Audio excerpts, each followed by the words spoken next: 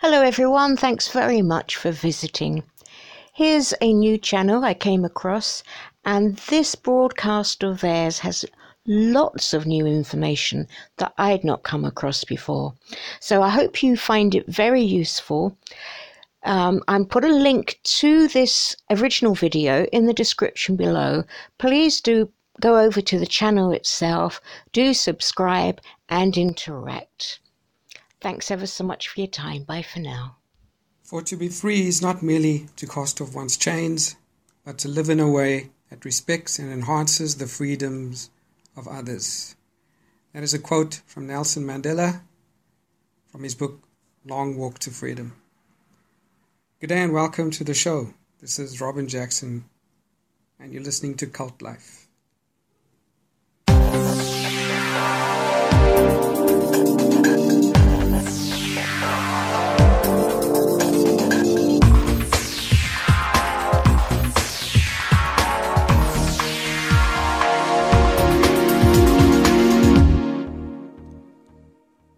We have an interesting show lined up. We will focus on three topics today. Number one is Nelson Mandela's fleeting brush with the Jehovah's Witnesses and its effects on his marriage. We will also focus on the Watchtower and racism. And then the third topic is conscription and the compulsory military service for white males during the Apartheid South African era, and how it affected, many of the white brothers over the age of 18. So I hope you enjoy, and thanks for joining me. Most people know Nelson Mandela as SA's first democratically elected president after his incarceration for about 27 years on Robben Island. Most won't know that his first wife became a Jehovah's Witness while they were still married. They married in 1944 after Nelson Mandela was introduced to Evelyn by Walter Sisulu, who was a fellow member of the African National Congress at the time. They had 4 children, and Evelyn got introduced to the Jehovah's Witnesses around about the year 1954. And I want to actually read an extract from Long Walk to Freedom, where Nelson Mandela actually explains, and in his own words, how he became to, over the course of his marriage, and how he actually, how it affected him. So here's a bit of an extract from Long Walk to Freedom. He says there, over the course of the next year, Evelyn became involved in the Watchtower organization, part of the Church of Jehovah's Witnesses. Whether this was due to some dissatisfaction with her life at the time, I do not know. The Jehovah's Witnesses took the Bible as the sole rule of faith and believed in a coming Armageddon between good and evil. Evelyn zealously began distributing their publication, The Watchtower, and began to proselytize me as well, urging me to convert my commitment to the struggle to a commitment to God. Although I found some aspects of the Watchtower system to be interesting and worthwhile, I could not and did not share her devotion. There was an obsessional element to it that put me off. From what I could discern, her faith toward passivity and submissiveness in the face of oppression, something I could not accept. So Nelson was, by this time, I think, highly invested in his political activism and the struggle against the apartheid government. And I suppose Evelyn, his wife, would naturally try and convince him to join the Witnesses. We all know, as former Jehovah's Witnesses, how partners and marriage mates are encouraged to preach to their mates and to bring them into the fold. And this is probably what happened. I guess Evelyn, zealously tried to do that. He goes on to say, another quote from the book, he says, "I tried to persuade her of the necessity of the struggle, while she attempted to persuade me of the value of religious faith. When I would tell her that I was serving the nation, she would reply that serving God was above serving the nation. We were finding no common ground." Now you can just imagine the struggle and the pressure within that household between the political will of Nelson and the spiritual devotion of Evelyn to the Watchtower. And he goes on to say, "We also waged a battle for the minds and hearts of the children. She wanted them to be religious. I thought they should be political. She would take them to church or the Kingdom Hall at every opportunity and read them the Watchtower literature. She even gave the boys Watchtower pamphlets to distribute in the townships.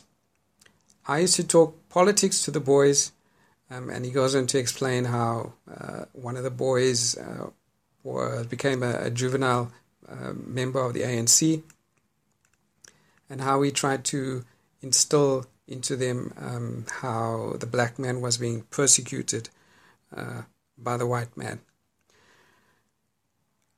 Well, eventually, I think the differences of opinion and ideologies were too great a force, and he goes on to say that Evelyn and I had irreconcilable differences. I could not give up my life in the struggle, and she could not live with my devotion to something other than herself and the family.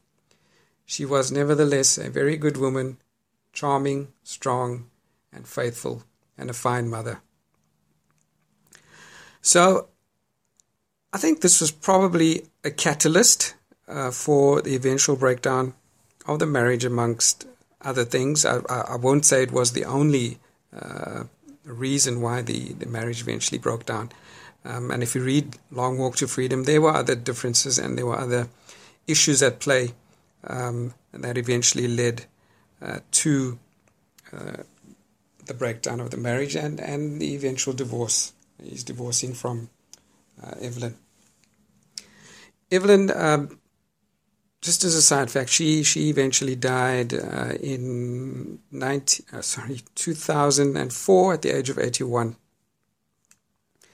So she lived a long life, and of course we all know what happened. Nelson Mandela went on to become a force to be reckoned with in politics and the anti-apartheid movement at the time, and became South Africa's first democratically elected president.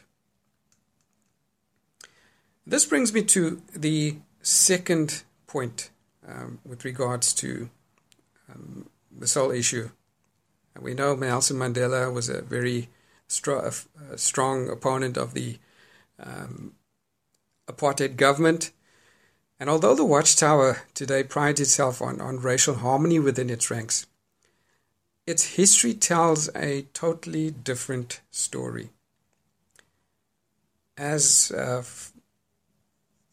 if we look back into the writings of the Watchtower, as far back as the founder, Charles Sayers Russell, there were racial attitudes in the writings of the Watchtower that were very degrading, and I think some of these writings are things that the organization would much rather hide from its followers than actually make it known and want them to see this.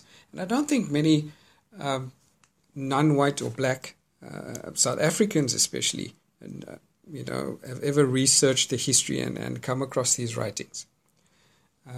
Zion's Watchtower of October 1900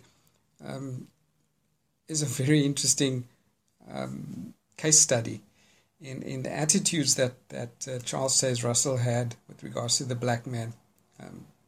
October the 1st, in pages 296 to 297, he tells a story of this Reverend William H. Draper, which was a pastor of the Logan Memorial Church, that was once black as charcoal, and the Reverend Draper is now white. And he says his people say that his color was changed in answer to prayer. Many years ago, Draper was employed by a fair-skinned man, and he was often heard to remark that if he could only be white like his employer, he would be happy. While in the white man's service, Draper experienced religion. Shocking how at the time and how, and these are writings in the Watchtower. How it was the white man's skin, or the white man was seen to be more desirable. It was more seen as to be more desirable to be a white man than to be a black man at that stage. And this comes out of the Watchtower. A few other quotes that I'd just like to mention. Can the Ethiopian change his skin? This comes from the Watchtower of February 15, 1904. How could all men be brought to perfection, and which color of skin was the original? The answer is now provided. God can change the Ethiopian skin in his own due time. Professor H.A. Edwards, he goes on to say there, has written for the public press an elaborate description of how Julius Jackson of New Frankfurt, a Negro boy of 9 years, began to grow white in September 1901 and is now fully 9/10 white. Just an example again of how, the Watchtower was so besotted with the white skin, and how blacks could become white. 19. I'll quote one more. It says here, the Golden Age, 1929. The question is there anything in the Bible that reveals the origin of the Negro? The answer: it is generally believed that the curse which Noah pronounced upon Canaan was the origin of the black race. Goes on to say they have been a race of servants. There is no servant in the world as good as a good colored servant. So, and there's many more writings that I could quote out of the Watchtower writings. And as I said, these are probably publications and writings that the Watchtower would much rather hide from their followers, the rank and file Jehovah's Witnesses. So the Watchtower does have a very murky past and in its early history of very degrading racial attitudes, especially to blacks. And on the topic of apartheid, South Africa, this brings me to an issue that was not very well known to many people, to many Jehovah's Witnesses and to many former Jehovah's Witnesses. And this is the issue surrounding conscription under the apartheid government. Conscription and compulsory military service for white males over the age of 18 in South Africa. South Africa had a policy of compulsory military conscription for all males at the time under the apartheid government. This meant that they had to spend 12 months, and then eventually it was increased to a period of 2 years or 24 months serving in the military. And of course, we all know the stand that the witnesses take when it comes to regarding affairs, political affairs, affairs of the government and military. They are encouraged to be no part of the world. So of course, witness males were encouraged to object to this, and the result was that many witness males, of course, were conscripted and called up. And objections were raised, and the result was that many were imprisoned for up to 4 years for refusing to do military service for a period of 2 years. But the issue I want to raise here is that what a lot of people do not know is that the South African Defense Act at the time made provision for conscientious, religious conscientious objectors. And there were two ways in which a certain limited category of objectors could be afforded relief by the administrative section of the government or the military at the time. And in both cases, the relief provided went no further than posting of some of these objectors to positions where they could render military service in a non-combatant capacity. So the Defense Act, and it's in Section 67, actually provided for these conscientious objectors. The section merely creates the possibility for conscientious objectors to be assigned to non-combatant service, subject to administrative discretion. So this is not a right which one could insist on in a court of law. The officials would exercise that right and their discretion when the objector was from a recognized religious denomination. And in practice, this meant that members of the Jehovah's Witnesses, the Society of Friends, the Seventh-day Adventists, and other smaller groups were able to gain this concession under this act. And it says in Section 97 that conscientious objectors may also be granted exemption from combatant service in the South African Defence Force. A person who bona fide belongs and adheres to a recognized religious denomination by the tenets whereof its members may not participate in war may be granted exemption from serving in any combatant capacity, but shall, if called upon to do so, serve in a non-combatant capacity. So the law provided for this. However, we know that Jehovah's Witnesses, because of their staunch and unwavering stance, refused to recognize any state authorities indiscriminately. So they were thrown into detention, what was called detention barracks. So basically witnesses were imprisoned for the completion of their terms of imprisonment. And what used to happen was, after the completion of their imprisonment, after the time served, they were again called up to render military service and again given the opportunity to serve in a non-combatant capacity.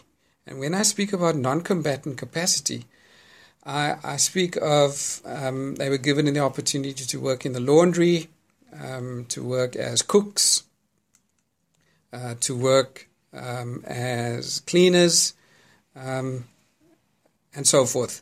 So they weren't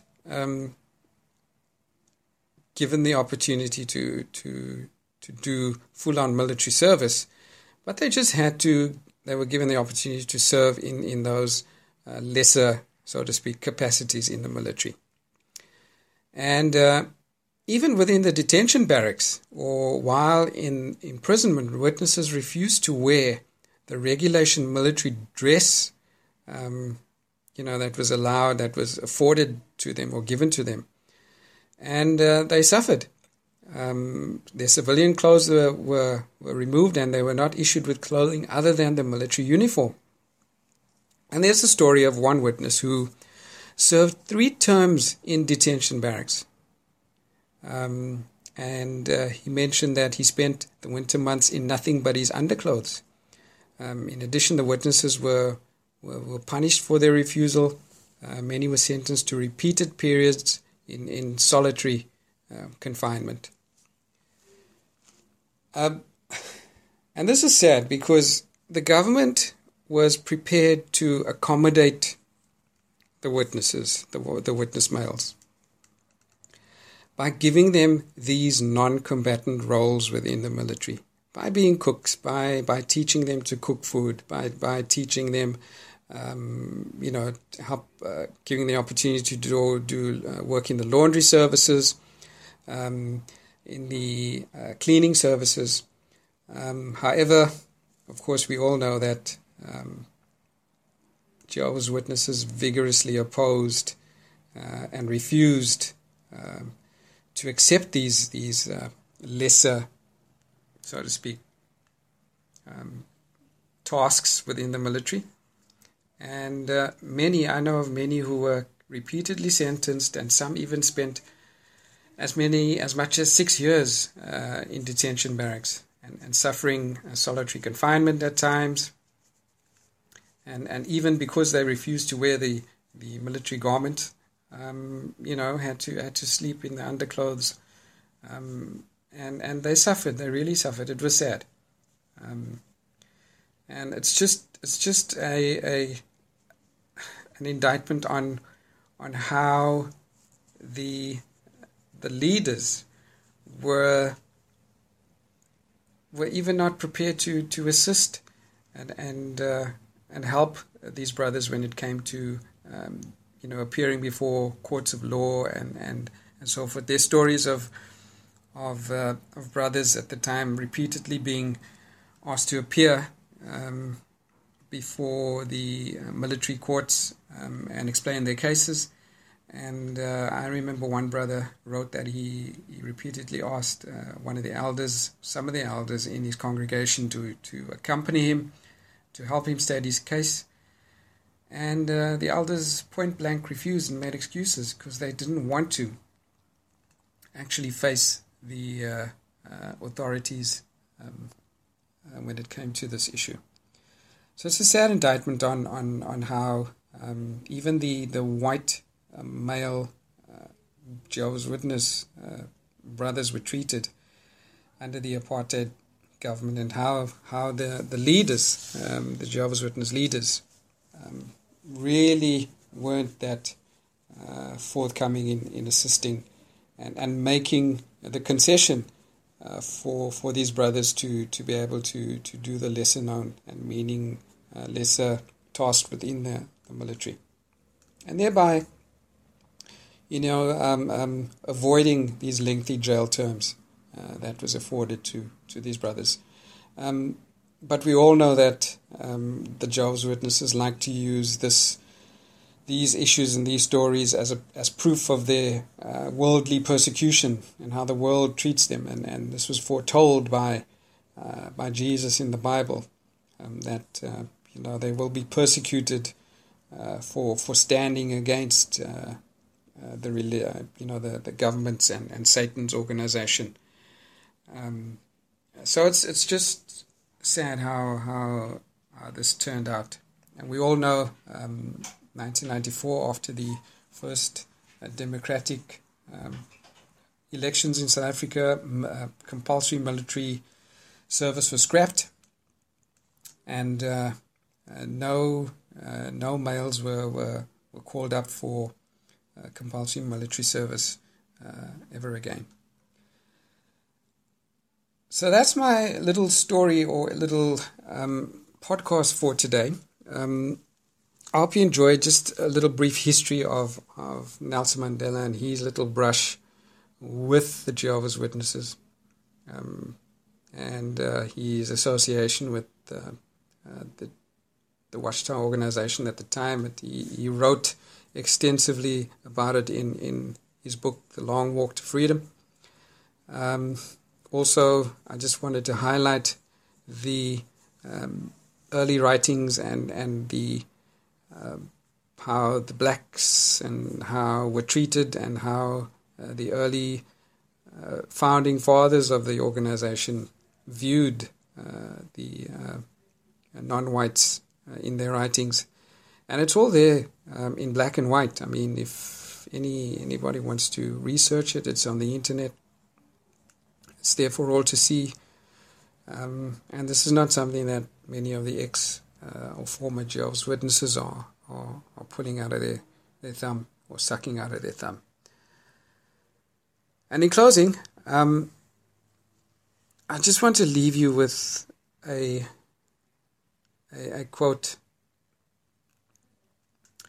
for today. And this quote by Nelson Mandela just reminds me of the whole shunning and disfellowshipping practice that the Jehovah's Witnesses and many cults also practice, where family members and mothers and fathers and grandfathers and grandchildren and children can so easily just cut off contact and with their family members, just because 8 men who are the leaders of this organization tell them to do so. 8 men who the rank and file will probably never meet in their lifetime. However, they choose to believe these 8 men sitting in their ivory tower in Warwick, New York, and direct this vast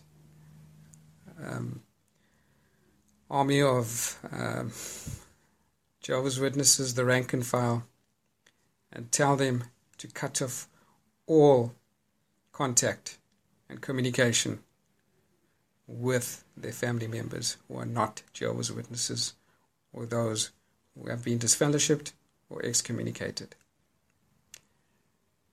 And I want to leave you with this quote from Nelson Mandela. He says, "No one is born hating another person because of the color of his skin, or his background, or his religion. People must learn to hate, and if they can learn to hate, they can be taught to love. For love comes more naturally to the human heart than its opposite."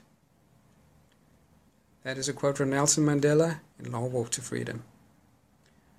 I'll leave you with that. Thank you for joining me this evening. Until next time.